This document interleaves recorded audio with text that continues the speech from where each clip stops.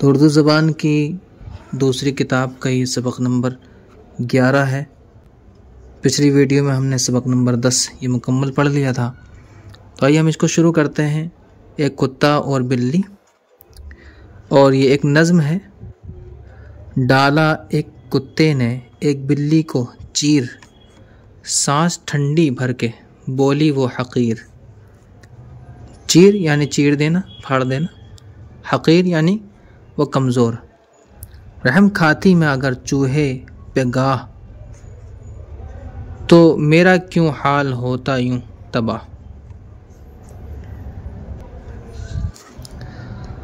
रहम खाना यानी तरस खाना, चूहे पे गाह यानी कहीं अगर चूहे पे अगर वो तरस खाती बिल्ली, तो आज उस पर भी ये कुत्ता तरस खा लेता और ये तबाह नहीं होती। जो किया था उसका फल मुझको मिला, यानी जो उसने किया था, उसने चूहे को मारा था, फाड़ा था, और उसने कुत्ते ने इसको फाड़ दिया। आह मैं किससे करूं अपना गिला, गिला करना यानी शिकवा, अपना दुख सुनाना। जुल्म की टहनी कभी फलती नहीं, जुल्म यानी तकलीफ देना दूसरे को। टहनी यानी शाख, कभी फलती नहीं है, यानी इंसान आबाद नहीं होता इससे, या कोई भी हो, इंसान हो या जानवर। नाव कागज़ की सदा चलती नहीं, कागज़ की नाव हमेशा नहीं चलती, बस कुछ देर चलती है, उसके बाद फिर पानी पी लेती है, गर्क हो जाती है। याद करो हिज्जे और माने। हकीर यानी कमज़ोर, तबाह यानी बर्बाद करना। तो इसके हम हिज्जे कर लेते हैं। हा ज़बर हा, काफ़िया ज़रक़ी, हकीर साकिन, हकीर यानी कमज़ोर।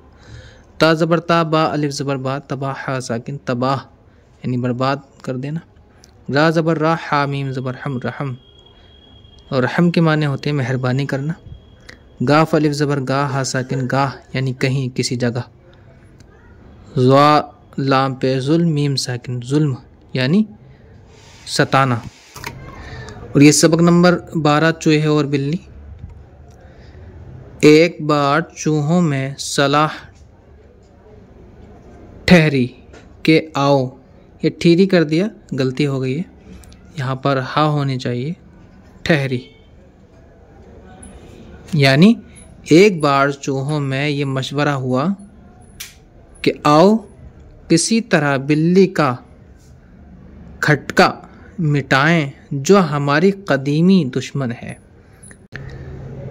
खटका यानी उसका डर मिटा देते हैं, जो हमारी कदीमी यानी बहुत पुरानी दुश्मन है। फौरन एक बड़ा जलसा किया गया, जलसे यानी सारे चूहे जो है एक जगह पर जमा हो गए। बैठक जो है बिठाई गई, ताकि सब चूहे जमा होकर अपनी कौम की सलामती के लिए मुनासिब तदबीर सोचें। कौम की सलामती के लिए तदबीर यानी कोई ऐसा रास्ता और ऐसा मशवरा सोचें। एक नौजवान चूहा भरी मजलिस में 2 पांव पर खड़ा होकर बोला, साहिबों, मुतवज्जा करने का ये लफ्ज़ है। अगर बिल्ली के जुल्म और शरारत से बचना चाहते हो, तो इससे बेहतर कोई तदबीर नहीं हो सकती कि एक घंटी बिल्ली की गर्दन में बांध दें। जब वो आएगी तो ज़रूर घंटी बजेगी। उसकी आवाज़ से होशियार होकर हम अपने अपने सुराखों में जा छिपेंगे। होशियार यानी हमें समझ में आ जाएगा, हम उससे मुतनब्बे हो जाएंगे, आगाह हो जाएंगे, और अपने अपने बिल के अंदर हम छुप जाएंगे और दुश्मन के हमले से बच जाएंगे, यानी उसका वार हम पर काम नहीं करेगा, उससे हम बच जाएंगे। ये नई तदबीर सुनकर सबने वाह वाह और खुशी की तालियां बजाईं, मगर एक पुराना ज़ईफ़ चूहा इस खुशी में शरीक न हुआ। ज़ईफ़ यानी बूढ़ा, पुराना ज़ईफ़ यानी बहुत बूढ़ा चूहा इस खुशी में शरीक न हुआ, वो एक चूहे के सहारे से उठा और मुस्कुराकर बोला, मुस्कुराकर यानी हंसता हुआ, ऐ मेरे भोले भाले नौजवानों, नौजवान यानी जवानों को कहते हैं, क्या तुम में कोई ऐसा दिलवर, दिल जला है जो बिल्ली की गर्दन में घंटी बांध सके। दिलवर यानी दिल रखने वाला, और जिसके दिल में आग लगी हो, तो ऐसा कोई है कि उसके गले में घंटी बांध सके। अगर कोई हो तो मैं भी उसकी सूरत देखना चाहता हूँ। यानी वो कौन है, सूरत कहते हैं उसका चेहरा। सुनो, काम का अंजाम देना ऐसा सहल नहीं जैसा ज़बान से कह देना। यानी काम का मुकम्मल करना इतना आसान नहीं है। सहल मतलब आसान, जैसे कि ज़बान से कह देना। यानी ज़बान से बोलना तो आसान है, कह दिया, लेकिन अब उसके गले में बांधेंगे कैसे घंटी, ये तो बहुत मुश्किल काम है। बुढ़े की बातें सुनकर तमाम चूहे दम बखुद रह गए। यानी दम बखुद रह जाना यानी हक्के बक्के रह गए कि हाँ ये तो बात ठीक है, ये काम कौन करेगा। और एक दूसरे का मुंह तकने लगे, एक दूसरे का मुंह देखने लगे। अभी जलसे पर खामोशी छाई हुई थी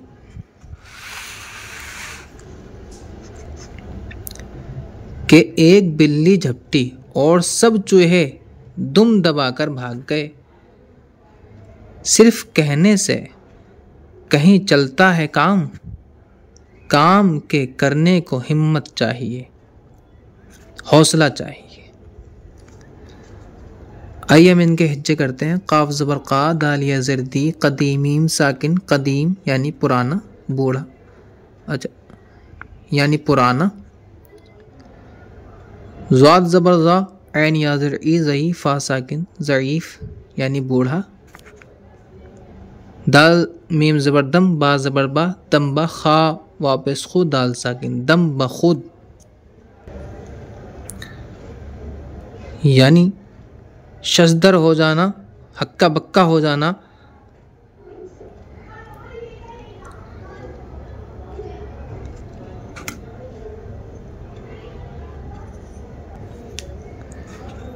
दम बखुद, दाल मीम ज़बर दम, बा ज़बर बा, दम बा, खा वापस खुद, दाल साकिन, दम बखुद यानी शजदर हो जाना, हैरान हो जाना, हक्का बक्का रह जाना। ता दाल ज़बर तद, बा या ज़र बी, तदबीर आ साकिन, तदबीर। ता दाल ज़बर तद, बा या ज़र बी, तदबीर आ साकिन, तदबीर यानी हिकमत और समझदारी। दाल ज़ेर दी, लाम अलिफ ज़बर ला, दिला वाओ रा ज़बर वर, दिलावर यानी हिम्मत वाला, दिलेर। हा मीम ज़ेर हिम, मा मीम ता ज़बर मत, हिम्मत यानी हौसला। शीन ज़बर शा, रा अलिफ ज़बर रा, शरा रा ता ज़बर रत, शरारत यानी दंगा फसाद। सीन हा ज़बर सह, लाम साकिन, सहल। सीन ज़बर सा, हा लाम ज़बर हल, सहल, सहल यानी आसान। सबक नंबर 13 पढ़ेंगे, असलम की बिल्ली। और ये एक नज़म है, इसको हम क्योंकि उर्दू पढ़ना है हमें, तो इसमें से हम सिर्फ उर्दू पे तवज्जो करेंगे। तो आइए उसके माने भी समझते हुए चलते हैं। बिस्मिल्लाहिर्रहमानिर्रहीम। छोटी सी बिल्ली को मैं करता हूँ प्यार, और ये राह है। साफ है, सुथरी है, बड़ी है खिलाड़। सुथरी यानी साफ को ही कहते हैं, खिलाड़ यानी खिलाड़ी है, यानी खेलती है।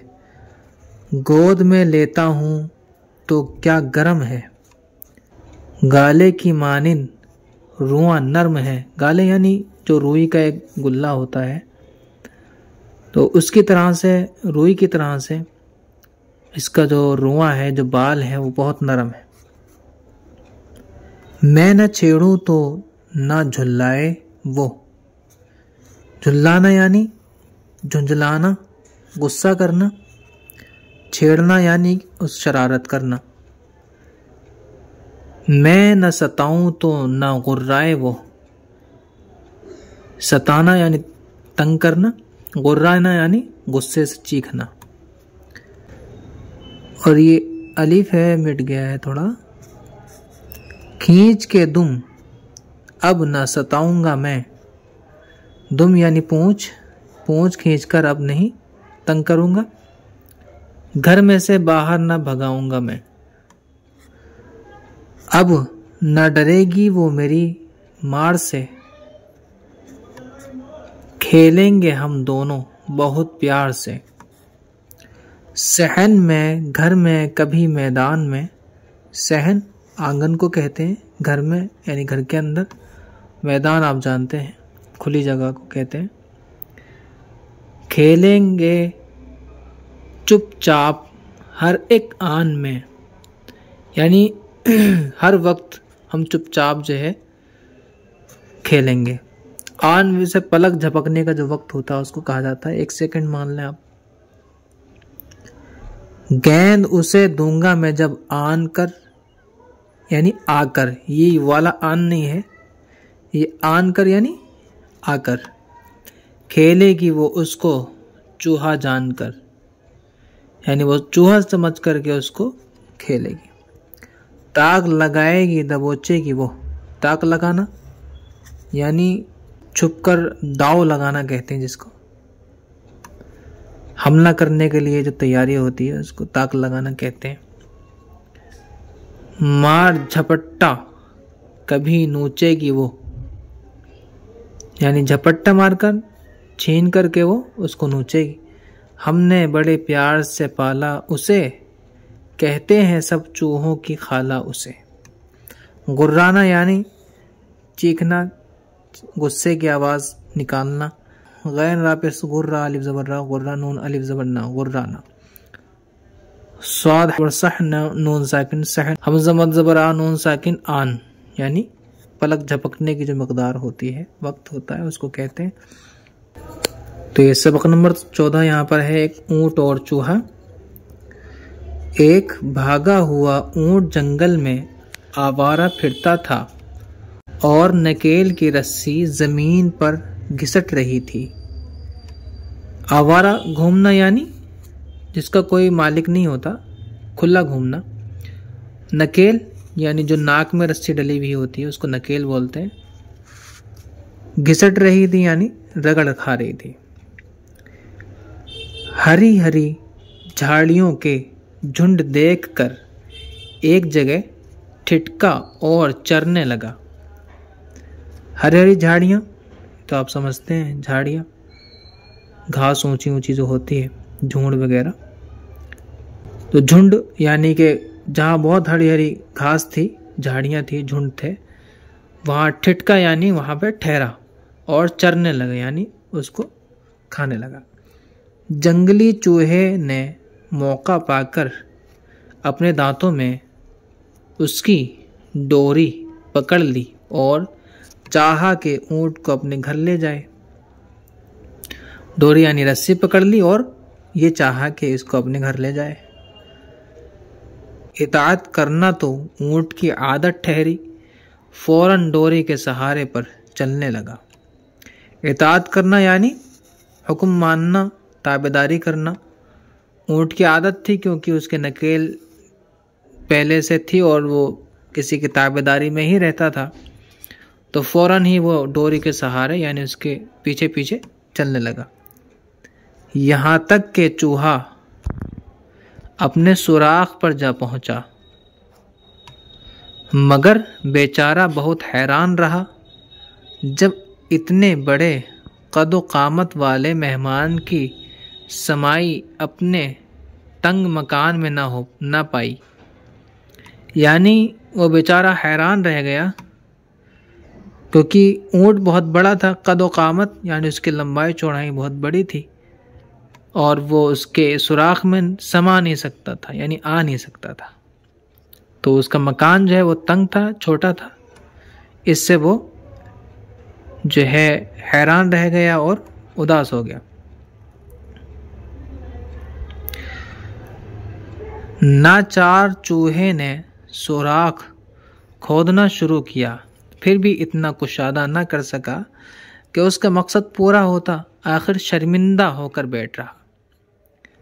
नाचार चूहा यानी बेचारा चूहा, कमज़ोर चूहा, उसने सुराख को खोदना शुरू किया बड़ा करने के लिए, लेकिन फिर भी इतना बड़ा कुशादा करना यानी बड़ा करना, इतना बड़ा नहीं कर सका कि उसका मकसद पूरा होता, यानी उसका जो ये इरादा था उसको घर में मेहमान बनाने का, वो पूरा नहीं हो सका।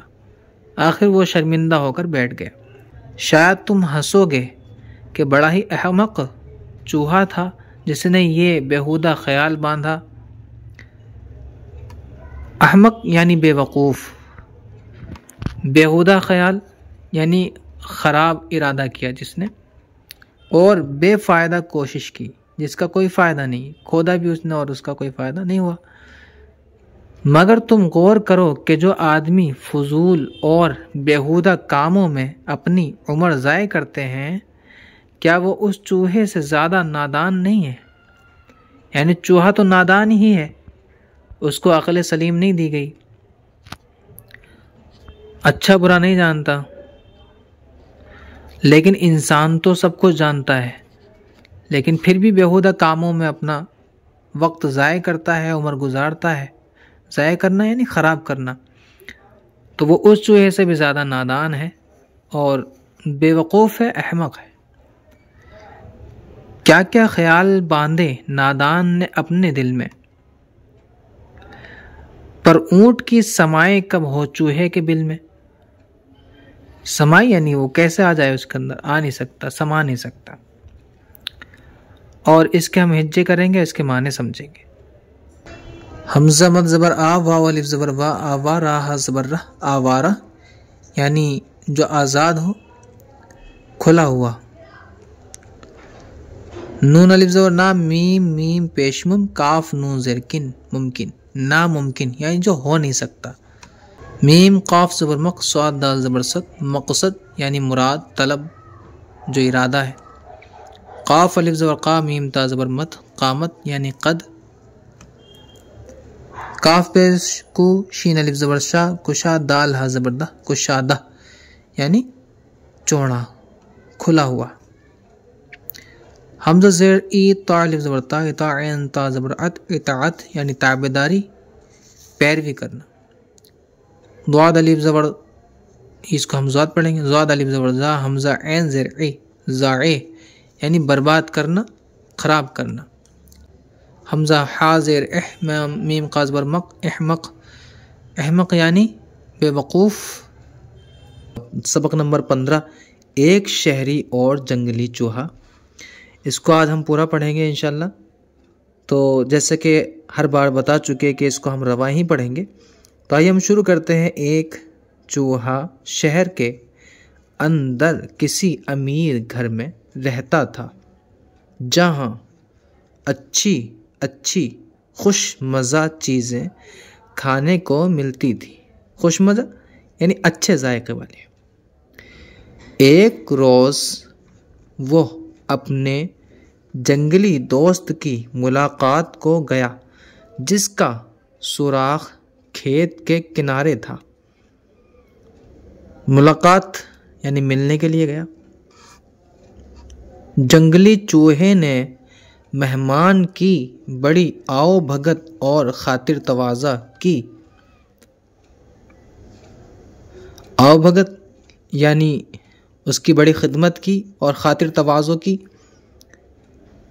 ज्वार के दाने जो उसको मैसर थे हाजिर किए। ज्वार जो एक तरह का गल्ला होता है, खाने की चीज़ें, उसके दाने उसको मैसर हुई यानी जो उसको मिल सके उसने उसके सामने रख दिए।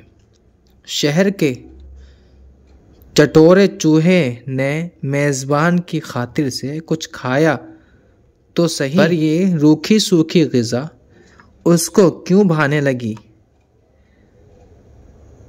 चटोरे चूहे यानी वो तो अच्छी चीज़ें खाता था। चटोरा यानी ज़्यादा खाने वाला, चाटने वाला।